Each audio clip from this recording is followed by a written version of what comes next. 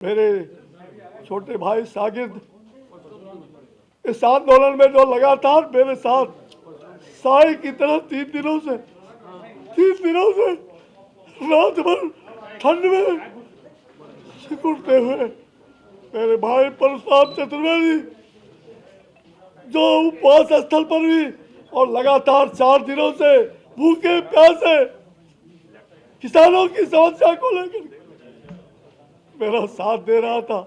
अभी अभी मुझे खबर आई, मैं यहाँ बैठा हूँ कि मेरे भाई का हार्ट अटैक हो गया और वो मृत्यु का शिकार हो।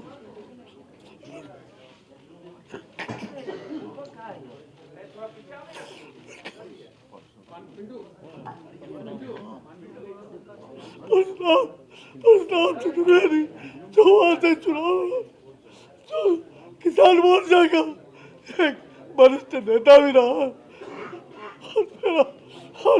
आज किस प्रकार इस आंदोलन में लगातार आज 5 दिनों से भूखे आज उसकी मृत्यु सुन करके मैं बहुत दुखी हूँ। पहले से दुखी था और ये खबर ने मुझे अत्यधिक दुख पहुँचाया है। मैं कुछ बोल नहीं सकता। मैं बहुत दुखी हूँ। मैं अपने भाई को श्रद्धांजलि अर्पित कर किस हालात में करूँ, मैं उस परिवार को कैसे बताऊंगा। रात भर इस प्रकार से मेरी साया बन करके खुले आकाश में बैठ करके इन लोगों ने कितनी बड़ी कुर्बानी दी है। बिहार सरकार इसको नहीं समझ पाई। ये कुर्बानी है, भाजपा ने कुर्बानी दिया, ऐसे कार्यकर्ता को हमने खोया। मैं बहुत दुखी हूँ। मैं सारी बात आपके सामने रख रहा हूँ। कुछ परशुराम चतुर्वेदी जी की हत्या ने मुझे रुला दिया। मैं दुखी था। किसान मोर्चा का प्रदेश कार्य समिति का सदस्य, भाजपा के वहाँ के वरिष्ठ नेता, वहाँ से उम्मीदवार भी रहे थे। 5 दिनों से इस आंदोलन में हमारी साया बन करके वहाँ के किसानों की समस्या को लेकर के भूखे प्यासे खुले आकाश में मौन उपवास के सामने वो बैठे हुए थे और उनकी आज हार्ट अटैक होकर के अभी मृत्यु की खबर प्रेस कॉन्फ्रेंस में मुझे आती है कि अभी हार्ट अटैक हुआ और अचानक ले जाने के क्रम में डॉक्टर के यहाँ मृत्यु हो गई। मैं इसलिए रो रहा था। भाइयों, मैं आज जो मेरी हत्या की साजिश करवाने का एक मृत्यु अगर हुआ है हमारे परशुराम जी चतुर्वेदी का, तो निश्चित रूप में ये सरकार किस प्रकार से बाध्य कर दिया कि खुले आकाश में भी आंदोलन करना पड़ा, ये कारण क्या है, मैं उसके बारे में पूछना चाहता हूँ। किसानों पर अत्याचार हो रहा है, युवाओं पर रोजगार, युवाओं को रोजगार के बजाय लाठियां बिहार में मिल रही है और वही जंगल राज की फिर से जंगल राज 3 इसकी वापसी हो जाती है बिहार में, जिसे बिहार की जनता ने हमेशा खारिज किया है। वही जंगल राज जिसने बिहार को हिंसा की आग में झोंका, जातियों में बांटने का काम किया, पलायन के लिए लोगों को मजबूर होना पड़ा। आज फिर वही साजिश चल रही है। आज फिर वही, पहले रामायण गीता महाभारत जलाए गए थे। मैं याद दिला रहा हूं भाइयों, उसी राजद के शासनकाल में, जंगल राज के शासनकाल में, और आज फिर उसी शासनकाल में रामचरितमानस के बारे में वहां पर गुंडों ने ये साजिश रचा है। बिहार के अंदर मंत्री बोलता है रामचरितमानस के बारे में, भड़काता है लोगों को, और रामचरितमानस जो भगवान राम की मर्यादा पुरुष, जो भगवान राम सबको लेके चले, भील, आदिवासी, अनुसूचित जाति, गरीब, सबको लेके चले।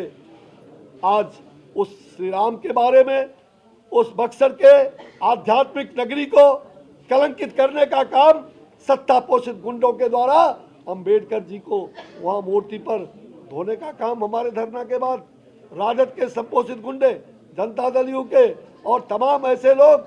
आज मैं पूछना चाहता हूं नीतीश कुमार से, नीतीश बाबू, अगर आपके पास हिम्मत है तो आज करोड़ों लोग देश में बर्बाद है।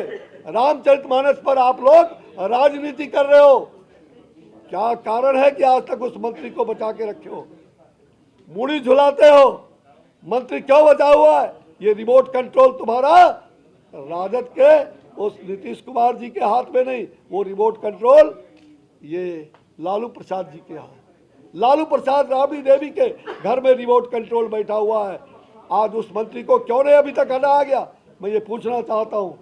मैं साथ साथ आपसे ये बात करना चाहता हूँ कि किसान पूछ रहे हैं आधी रात हिंसा क्यों हुई, कौन सा अपराध हुआ था?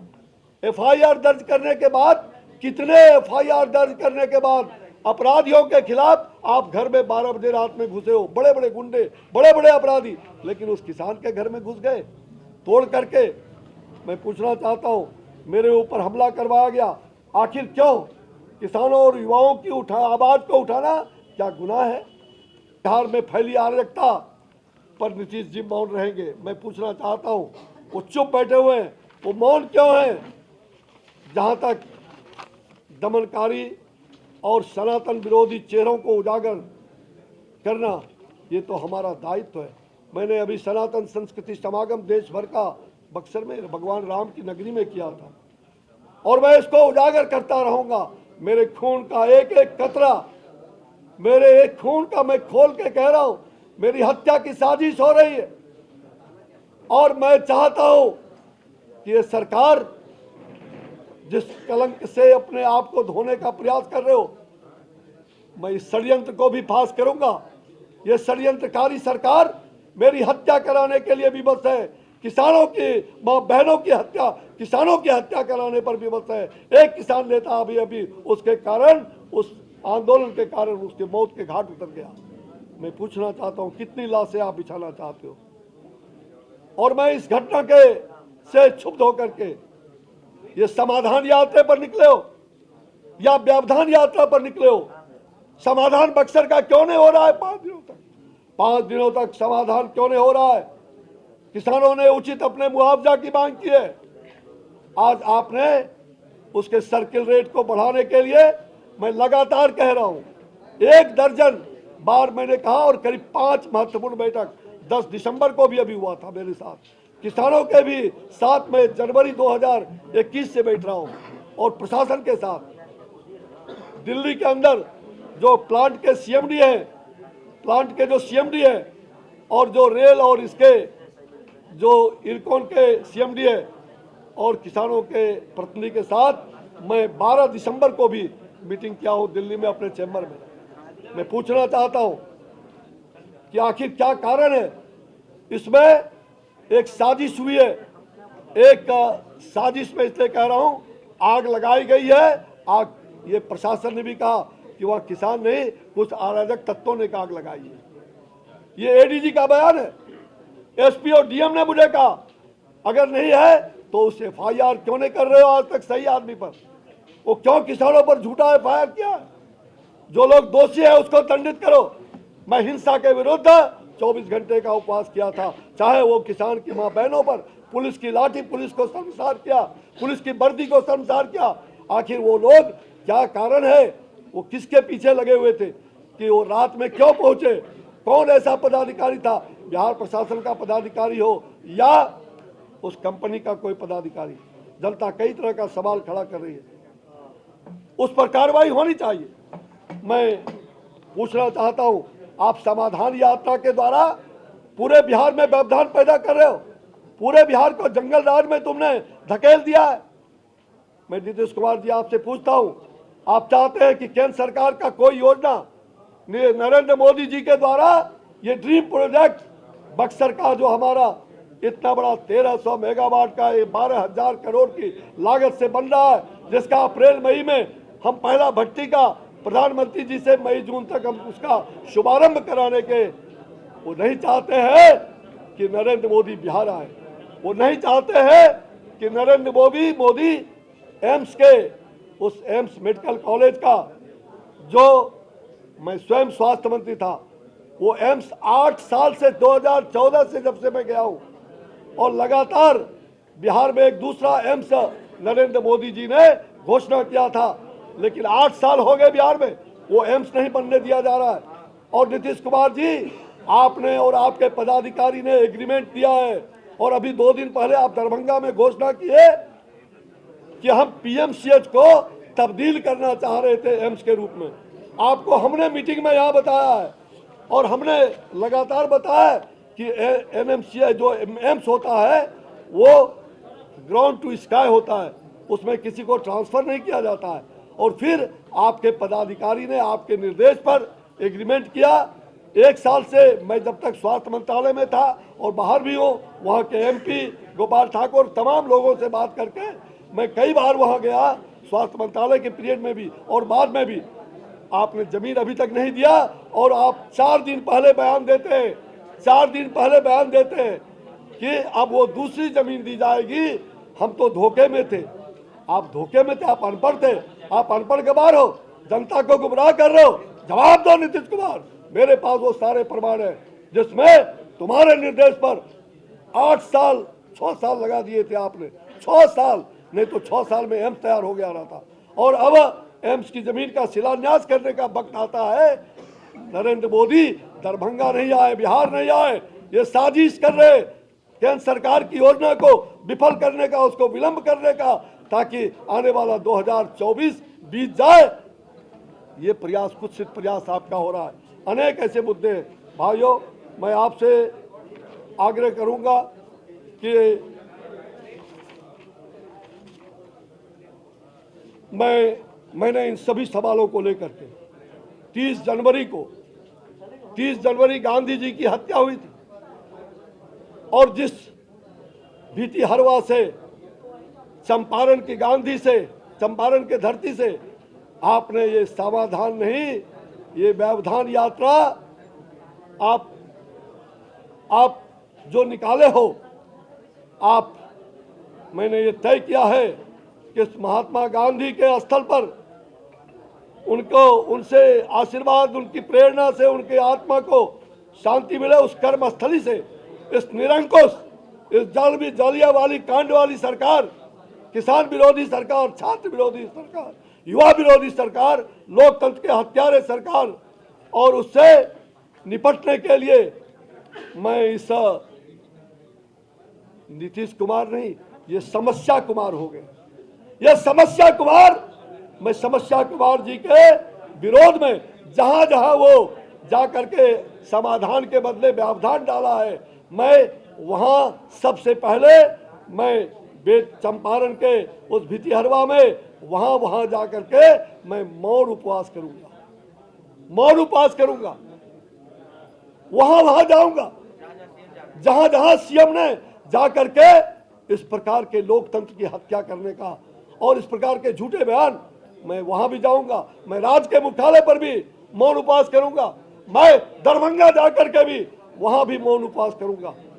मैं देखता हूं कि सत्य और अहिंसा की लड़ाई कितनी मजबूत होती है। मैं जेपी का अनुयायी हूं, मेरे ऊपर सैकड़ों लाठी बरसे जेल के अंदर, मेरे ऊपर गर्म सला के आज भी पछिया बहता है तो पूरा पीठ दर्द होता है। मैंने देखा है, उस आंदोलन को सहा है, मैंने उस लालू राज के लाठी और गुंडे राज को भोगा है।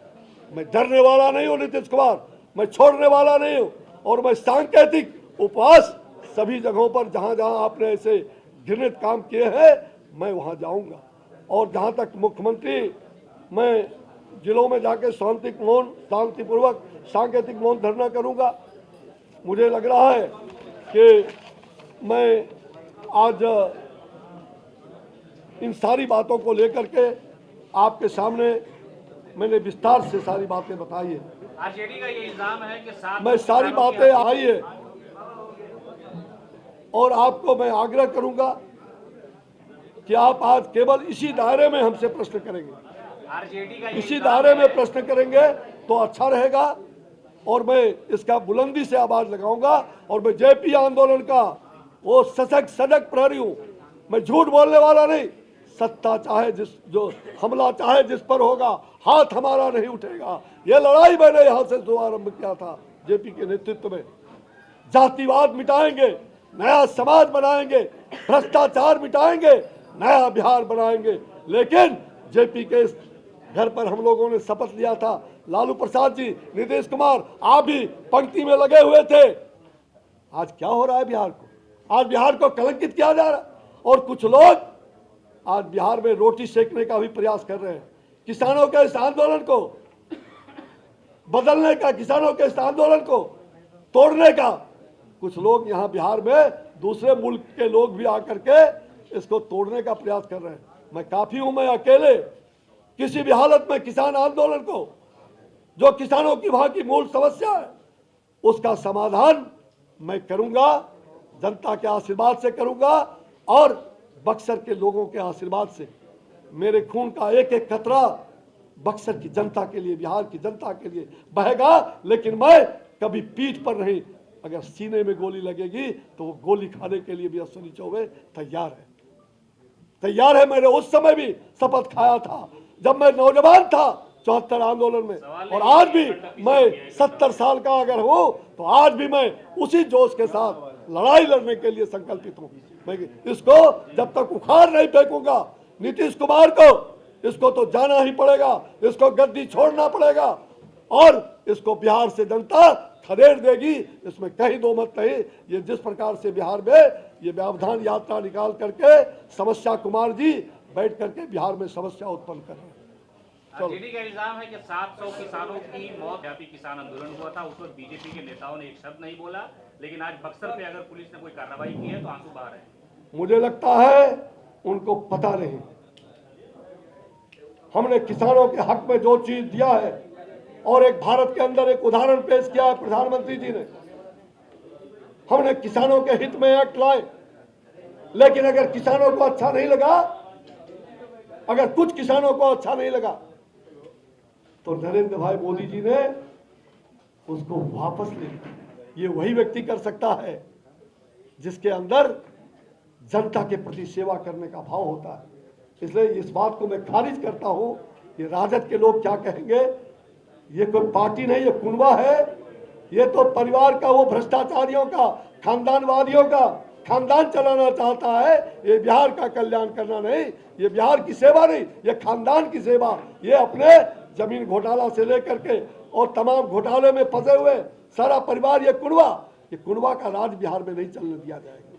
चलिए दूसरा प्रश्न के इशारे पर मैं 3 दिनों तक लगातार बक्सर में जिस प्रकार से मेरे ऊपर हमले का और किसान के बारे में बढ़ने का ये प्रयास किया गया, आज सारा किसान हमारे साथ है। कोई भी किसान, चूंकि किसानों के मुद्दे को लेके मैं लगातार, मैंने 350 करोड़ मुआवजा पहले बार भी दिलवाया था जब हमारी सरकार आई, मैं मिल करके, और उसके बाद लगातार मैं किसानों के साथ हूं।